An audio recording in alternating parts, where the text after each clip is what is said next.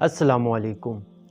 عزیزان محترم، نیمہ شعبان میلاد نور احمد امام زمانہ اجل اللہ تعالی فرجہ شریف کی رات یا شب برات کی اہمیت احادیث اور روایات سے واضح ہے، اور یہ رات مسلمانوں کے جملہ مکاتب فکر کے ہاں بہت اہم ترین رات ہے۔ عزیزان محترم، اللہ تعالیٰ کی شان دیکھیے کہ امام مہدی علیہ السلام کی ولادت باسعادت کی خوشی کو کائنات حتیٰ کہ تمام مسلمانوں، خواہ وہ شیعہ ہوں یا سنی ہوں، کو میلاد اور خوشی کی کیفیت میں رکھا ہے۔ شیعہ مسلمان اس مبارک رات کو میلاد نور کے طور پر مناتے ہیں، تو دوسری طرف سنی مسلمان بھی اس رات کو شب برات کے عنوان سے متبرک جان کر میلاد اور خوشی میں شریک ہوتے ہیں۔ اگرچہ عزیزان محترم شب قدر رمضان کی مبارک رات کی موجودگی میں شب برات کا بھی اسی عنوان سے منانا کوئی معنی نہیں رکھتا، لیکن شاید اللہ تعالیٰ کا یہ اہتمام ہوا کہ امام مہدی اجل اللہ تعالی فرجہ شریف کی ولادت باسعادت کی خوشی میں ہر ایک مسلمان منائے، چاہے وہ امام مہدی کے نیمہ شعبان تاریخ ولادت کے قائل ہوں یا پھر نہ ہوں۔ عزیزان محترم، سنی مکتب فکر کے ہاں کچھ روایات کے مطابق اس مبارک رات میں سال بھر کے اعمال کا حساب و کتاب اور قسمت کے فیصلے ہوتے ہیں۔ عزیزان محترم، جبکہ بعض معتبر روایات کے مطابق جو تمام مکاتب فکر کے ہاں تواتر سے درج ہوئی ہیں، اس مبارک رات کو منجی بشریت عالمی نجات دہندہ امام مہدی علیہ السلام کی ولادت و باسعادت کا موقع ہے۔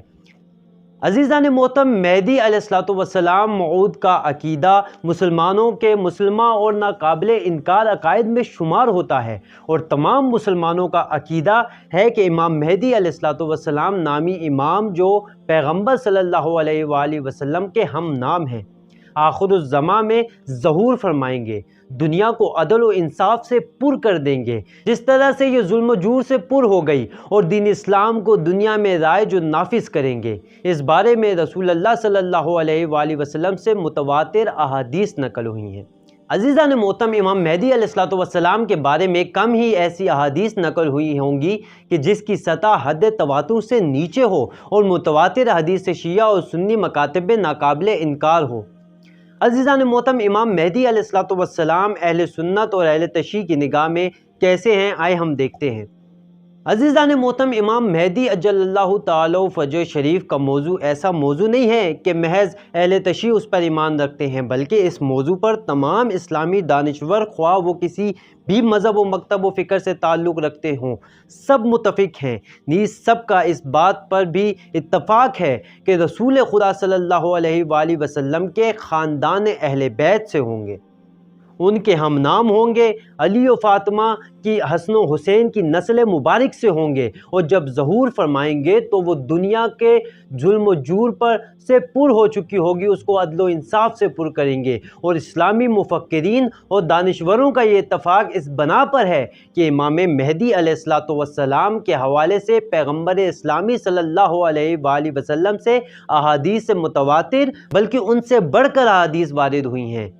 ہاں عزیزان محترم، البتہ اس حوالے سے اہل سنت میں اختلاف نظر موجود ہے کہ آیا وہ امام حسن علیہ السلام کی اولاد پاک سے ہوں گے، یا امام حسین علیہ السلام کی اولاد سے ہوں گے، یا یہ کہ آیا وہ پیدا ہو چکے ہیں یا پیدا ہوں گے۔ عزیزان محترم، اہل سنت کے وہ علماء اور مفکرین جو شیعہ کی اس بات سے اتفاق رکھتے ہیں کہ امام مہدی علیہ السلام پیدا ہو چکے ہیں اور ابھی زندہ ہیں، اور امام حسن عسکری علیہ السلام کے فرزند ہیں، ان کی اچھی خاصی تعداد ہے۔ مثلاً عزیزان محترم، ان میں سے کچھ ہیں جو ہم آپ کے سامنے پیش کرتے ہیں۔ عزیزان محترم، جناب علامہ سید محسن امین شامی کتاب اعیان الشیعہ کی جلد نمبر 2 کے صفحہ نمبر 64 سے 70 تک میں ان 13 افراد کا ذکر کرتے ہیں جو ہم نے آپ کے سامنے پیش کیے ہیں، اور جو آپ کے سامنے ایک لسٹ بھی سامنے آئی ہے، یہ وہ 13 افراد ہیں کہ جن کے بارے میں وہ فرماتے ہیں کہ ان کے علاوہ دیگر اہل سنت کہ جو امام مہدی علیہ السلام کے موجود ہونے کے قائل ہیں، ان کی تعداد بہت زیادہ ہے، اور جو بھی ان علماء کے بارے میں جاننا چاہتا ہے وہ ہماری کتاب البرہان علی الوجود صاحب امام زمان اور علامہ نوری کی کتاب کشف الاسرار کی طرف رجوع کر سکتا ہے۔ عزیزان محترم، نہج البلاغہ کے شارح ابن ابی حدید کہتے ہیں کہ اس جہان کے ختم ہونے سے پہلے امام مہدی علیہ السلام منتظر کے آنے کا مسئلہ مسلمانوں میں مورد اتفاق ہے۔ ابن حدید شرح نہج البلاغہ کی جلد نمبر 2 کے صفحہ نمبر 535 میں قاضی بہلول بہجت افندی اپنی کتاب تشریح و محکمہ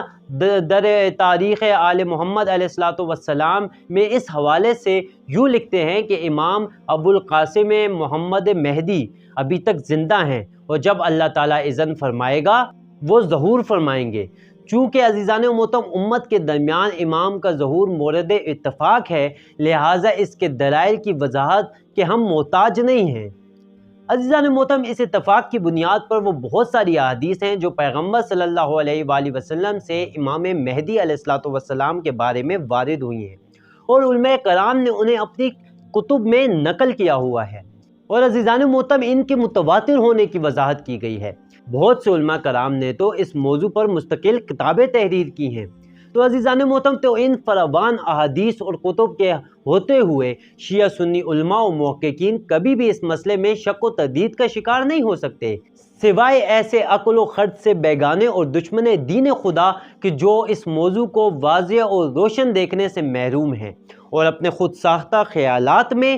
ہاتھ پاؤں مارتے رہتے ہیں۔ ورنہ عزیزان محترم اگر دیکھا جائے تو ان بے شمار احادیث جو کہ متواتر بلکہ تواتر سے بھی بالا تر ہیں، ان کی تصدیق عقیدہ نبوت کی اہم جز ہے، اور ان کا انکار گویا نبوت کا انکار ہے۔ عزیزان محترم اس لیے جب ایک بزرگ عالم دین سے پوچھا گیا کہ آیا مہدی منتظر اجل اللہ تعالی فرج شریف کا ظہور دین کی ضروریات میں سے ہے اور اس کا انکار مرتد ہونے کا سبب ہے یا نہ ہے، تو انہوں نے جواب دیا کہ یہ اعتقاد دین کی ضروریات میں سے ہے اور ان کا انکار موجب کفر ہے۔